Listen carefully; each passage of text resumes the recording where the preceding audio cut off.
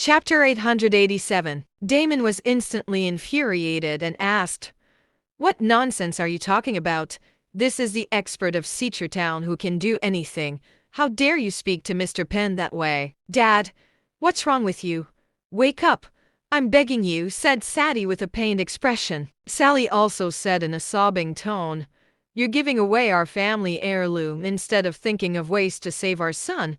What were you thinking? Are you an old fool?" Damon was shaking his head in frustration. He pointed at them and asked, "How dare you bring him up? Our company is in trouble all because of that brat. I want to kill him myself, let alone save him." He coughed up blood. That terrified Sadie and Sally. They hurriedly went to support him, and they nervously asked if he was all right. Damon waved them off and said, "They want $2 billion. Where would I get $2 billion in cash? The Zacks, the Godfreys, and the Waiters hold 50% of the company's shares. They want me to step down as CEO. The company is about to be doomed, and it's all because of that brat." Sadie was taken aback. She asked slowly, "Father, didn't you say it was $500 million? We can gather that money. Besides, why should we give them everything they asked for? This is South Market, not the Aroma Casino. The rights are not to be messed with." "What do you know? The debt collector is a combat expert. My bodyguards were almost slapped to death. Do you want to die?" yelled Damon. Sadie was baffled, but she soon looked determined. Sally said, "But you have to save our son also. We, the Zacks, the Godfreys, and the Waiters are the four major families of the South Market. They won't be so merciless, right?" Damon sighed and shook his head. He said, "You ignorant woman, the business world is like a battlefield. They will knock you while you're down. Do you think they will let go of this opportunity? You really are all air and no substance." "Well, what should we do now?"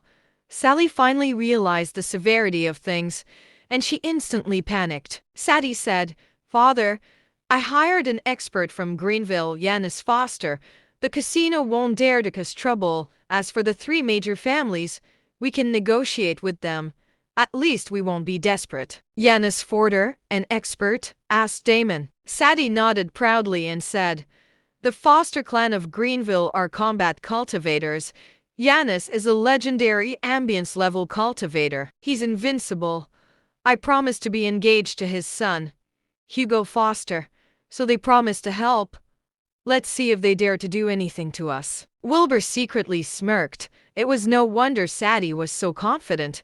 She had a trick up her sleeve. However, Wilbur was very doubtful whether an ambience-level cultivator could resolve the issue.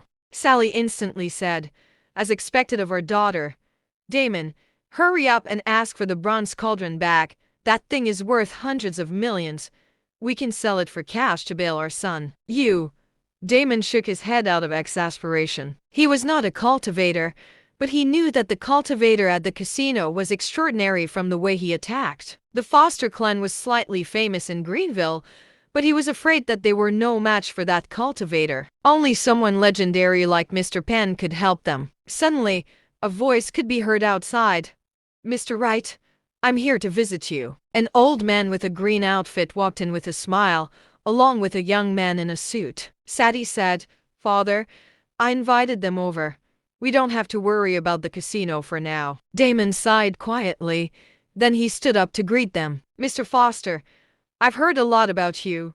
Please, have a seat." That old man was the ambience-level combat cultivator from the Foster clan, Yanis Foster. He was with his son, Hugo Foster. They greeted and sat. The father and son dueled and shot a glance at Wilbur. Damon hurriedly said, "This is Mr. Penn, a friend of mine from Seachertown. I invited him to help." He sneered without a care and asked, "Oh yeah, Mr. Wright? I came here to discuss the problem. Your problems are mine since Sadie and Hugo are getting engaged. You don't have to request help from an outsider. Let's plan this out, please. Have some tea first." Damon brushed him off while looking worried.